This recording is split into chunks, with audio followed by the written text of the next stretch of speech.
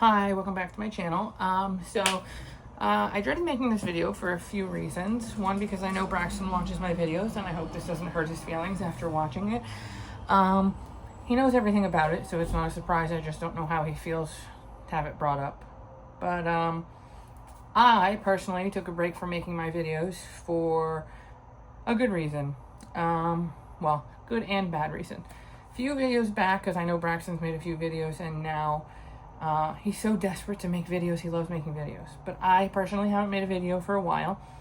My last video is saying, how was our twin pregnancy going? And I actually haven't watched it for a while because I don't really want to see what I was saying. I don't know if I personally can handle this. But July 22nd, 2025, here's the big warning, bad news incoming. We miscarried both of our babies. My first ever miscarriage I've had, which I wouldn't experience, or I wouldn't want anybody to have to experience that. So I don't know. I don't really know where to go from that. Like, it's an extremely painful situation to be in. Like I said, I've never had it, but I was lucky enough that I have 3 Braxton, Alexis, Lennox great full-term pregnancies. My babies on their pictures right there. And I guess that the statistic is 1 in 4 pregnancies ends in a miscarriage, which is a wild statistic because I got lucky. Like I said, 1, 2, 3. So I didn't experience, or I didn't expect a miscarriage to come out of this at all, really, obviously. But it did. Now, where do I move on from that? So July 22nd is the day that we found out that the babies no longer had heartbeats. So then going back from this, about 4 days prior, I had an ultrasound because I'm already high risk, or I was high risk.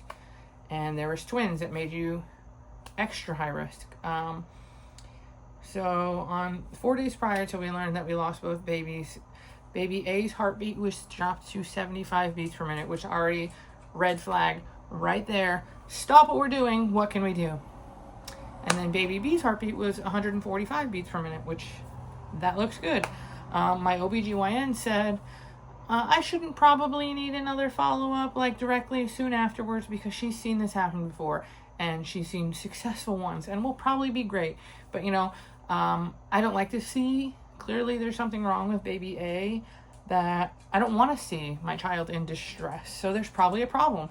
So I fought so hard to find an appointment because in my doctor's office or the hospital affiliation, there's so many patients, not enough doctors. You're fighting to find an appointment. And thank God I went and made that appointment because 4 days after my doctor told me my baby should be fine, we go in, have this appointment on July 22nd of 2025, and both of our babies are gone. Now imagine if I would have taken the recommendation of the doctor to not have gotten that follow-up 4 days after that she said, we see these heartbeats diminishing, but you'll probably be fine.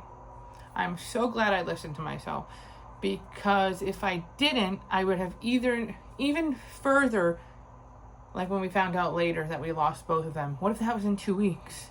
My appointment in 2 weeks, and who knows when we would have lost the babies? At least I know now it happened within these 4 days. It gives me a time of where I can feel comfortable. I mean, do I want to know the exact date that we lost them? I don't think so. But 4 days? 4 days makes me feel that it's okay. But I'm so glad it didn't go any longer. So today is September 25th of 2025 when I'm doing this. My little babies are at school. My 3 children did know that I was pregnant with twins, but I always warn them that sometimes we got to go to the doctor to make sure the babies are okay. And unfortunately, I had to give all 3 of them the news that that's why we go check up on babies, because sometimes stuff doesn't go the way we planned. I did have a lot of questions for the OBGYN afterwards. I was very upset but I don't know why this happened. So I chose to have I was told it was called a DNC, but somebody else called it a DND, so I don't know what it's actually called. But yeah, so that surgery was on July 25th, and everything went as good as it could have been. Again, I've never had to experience that before now, but time passed, and I guess after 2 weeks of surgery, you're supposed to get a post-op checkup, and after my post-op checkup, I was fine, but I wanted to know, like, why did my body do this? Was it me? Was it the babies? Was it one of the babies? And obviously there's no sure answer of, yes, it was me. Yes, it was one baby. Yes, it was both babies. And given the, what is the word that I want to say? Given the fact that I've had 3 full-term living children, she says that she thinks that she cannot 100% guarantee that there was something wrong with one of the babies or both of the babies, either chromosome-wise or something, that one of them or both of them could not survive, unfortunately. Like I said, 1 in 4 pregnancies ends in a miscarriage, so that just happened to be mine, and that just so happened to be twins. So really, I am hoping to get pregnant again, and crazy me would love to have a double rainbow, even though when I found out that we were having twins the first time, I was like, oh my gosh, how are we going to do this? How are we going to handle this? Twins is crazy. 1 is crazy. Now to have 2, it's something that is crazy until you're able to wrap your head around it, and then it's like, wow, this is going to be crazy, but these are my children. I love them. I'm going to love them regardless of how crazy they make me. So we had already, as soon as we found out we were pregnant with twins, we started to get diapers, get wipes, get nursing pads, get everything that I could find. I don't mind using secondhand things, or someone wants to donate to me because they don't have to use it anymore. But like clothes, we had twin clothes and stuff, so I didn't know what to do. I didn't want to just get rid of it, but I didn't think it was going to be appropriate to use them for a child that I may have in the future. So instead of using them for a child that we might have in the future, or even just throwing away or giving them to somebody, we found this box. I don't remember. I think I found it at Hobby Lobby. It has all the things that we collected for the babies. It has their ultrasounds in there. It has the clothes and anything worn that they could have wore. It has their pregnancy test in there. Their ultrasound pictures. I don't know if I said that. And as of right now, we keep it in a room. It's taped, so it obviously doesn't come open. But I never want to forget my babies. I may have never met them down here on Earth, but they are my 4th and 5th babies. And they always will be 4 and 5. I may have 3 babies here with us on Earth, but I'll never be able to forget them. So this makes me feel better. Although they're not really with me, I have their stuff to keep as a memorial. So this box, even right now, I haven't really picked it up and stuff, but it's making me feel a bunch of different ways. Because I'm supposed to have 2 babies. I'm supposed to be pregnant with 2 babies, but I'm not. And that sucks. But if we end up having another baby, it'll be, I try to look on the positive side so I don't cry here, or just in general. But I'll be so excited once that baby's born, or babies, because I said I was hoping for a double rainbow.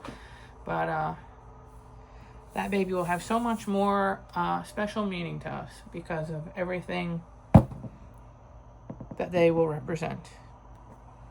Coming after their brother or sister, or, sorry, we didn't know their genders, but they were supposed to be identical twins. So it was either 2 sisters or 2 brothers, and everything we get is kind of just like a boy and a girl item, because I don't want to determine if I think they were boys or if I thought they were girls.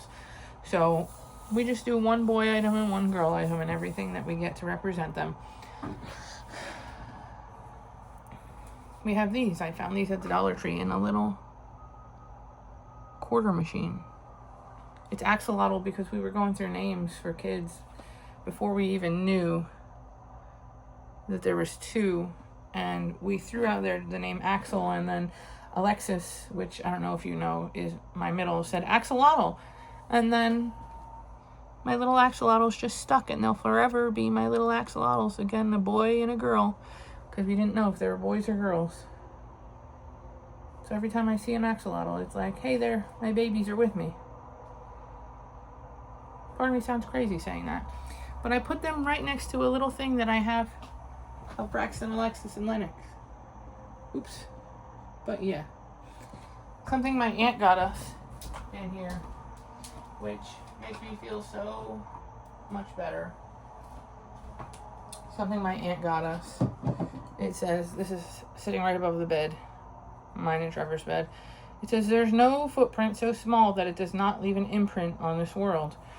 Which, this being my first ever miscarriage, I never really understood that even though my babies, to some people, may not be a baby, but these little babies, these little 8-week-old pregnancy babies, have made like the biggest impact on us. And since I found this. I don't remember where I found it. I have 2 of them because there was 2 because they were twins. It says, love, he walks with me and he talks with me. There's 2 of them. These also sit above our bed because our babies will always be with us. I don't know. Just having little baby angels makes me feel a little bit better. Part of me feels crazy saying this stuff. How do you love and miss somebody that you never met? I guess it's because they were always my babies from the second that I found out they existed. But hopefully I never have to make a video on this again.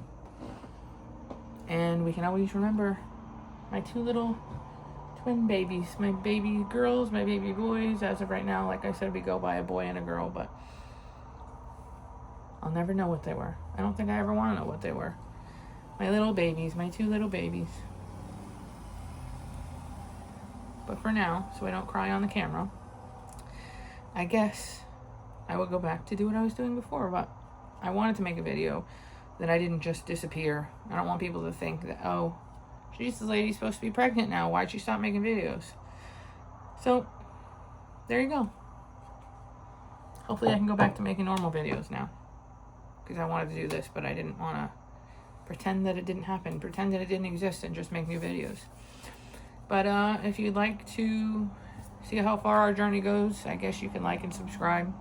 And if you got any help of anything,